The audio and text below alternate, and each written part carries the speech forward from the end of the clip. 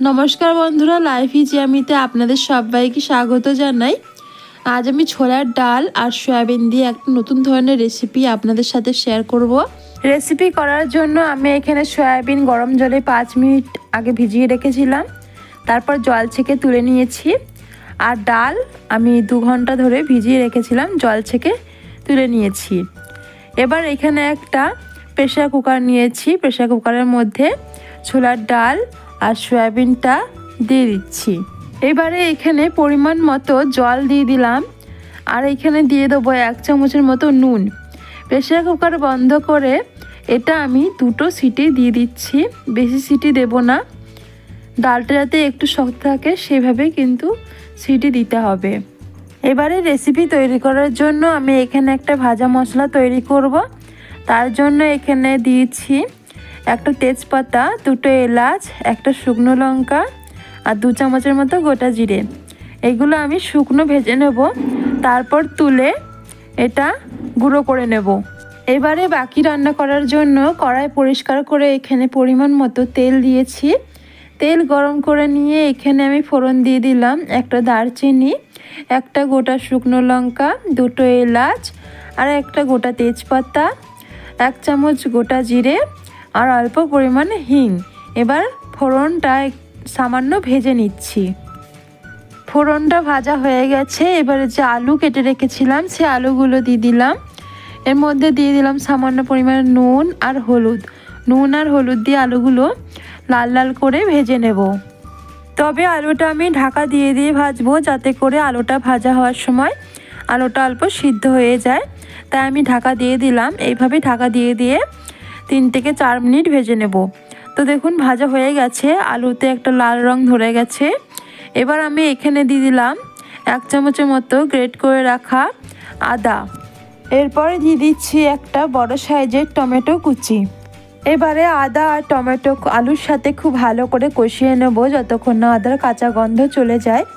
তা আমি আলুর সাথে আদা আর টমেটো খুব ভালো করে 2-3 মিনিটের জন্য কষিয়ে নিচ্ছি। কষানো হয়ে গেছে। এবার আমি এখানে দিয়ে দিলাম 1/2 চামচের মতো হলুদ গুঁড়ো, অল্প পরিমাণে লাল লঙ্কার গুঁড়ো আর খুব সুন্দর রং হওয়ার জন্য কাশ্মীরি লঙ্কা গুঁড়ো দিয়ে দিচ্ছি। এবার মশলাগুলোর সাথে আলুর সাথে খুব ভালো করে কষিয়ে নেব।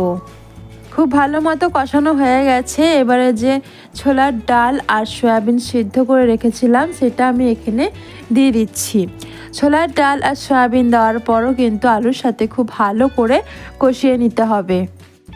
খুব ভালো মতো কষিয়ে নেওয়া হয়ে গেছে। এবার আমি এখানে দিয়ে দিচ্ছি গরম জল। পরিমাণ মতো গরম জল আমি এখানে দিয়ে দিচ্ছি। গরম জল দেওয়ার পর তরকারি নেড়েচেড়ে খুব ভালো মতো মিশিয়ে নিয়েছি। এবারে গ্যাসের ফ্লেম হাই করে এটা 2-3 মিনিট ফুটিয়ে নেব। 2-3 মিনিট ফুটিয়ে নেওয়ার পর তরকারির স্বাদ অনুযায়ী নুন দিয়ে দিচ্ছি। এরপর আমি এখানে 3-4টের মতো চেরা কাঁচা লঙ্কা দিয়ে দিচ্ছি। এরপরে যে ভাজা মশলা আমি তৈরি করে রেখেছিলাম সেইটার সবটাই আমি এখানে দিয়ে দিচ্ছি। দেওয়ার পর তরকারি খুব ভালো করে নেড়েচেড়ে মিশিয়ে নিচ্ছি। তো মিশিয়ে নেওয়ার পর এটা আমি ঢাকা দিয়ে দেবো 5 থেকে 6 মিনিটের জন্য, গ্যাসের ফ্লেম লো করে। তো দেখুন এবার আমি এটা ঢাকা দিয়ে দিচ্ছি 5 থেকে 6 মিনিটের জন্য। ফিরে এলাম 6 মিনিট পর। আমি তরকারির ঢাকনাটা তুলে নিচ্ছি। এবারে তরকারিটা আমি নিচ থেকে খুব ভালো করে নেড়েচেড়ে মিশিয়ে নিয়েছি। তরকারিটা খাওয়ার জন্য একদম রেডি। তবে এটা নামানোর আগে আমি এখানে অল্প পরিমাণে ধনেপাতা কুচি দিয়ে দিচ্ছি। তো ধনেপাতা কুচি দেওয়ার পর এটা ভালোভাবে মিশিয়ে নিয়ে নামিয়ে নিচ্ছি। তো নামিয়ে নেওয়ার পর সার্ভ করে আপনাদের দেখাচ্ছি। তো বন্ধুরা, এই ছিল আজকের রেসিপি। আজকের রেসিপিটা আপনাদের কেমন লাগলো অবশ্যই কিন্তু কমেন্ট করে জানাবেন। আর এইভাবে ছোলার ডাল দিয়ে সয়াবিন আপনারাও বাড়িতে তৈরি করবেন আর খাবেন। আর খেতে কেমন লাগলো অবশ্যই কিন্তু কমেন্ট করে জানাবেন।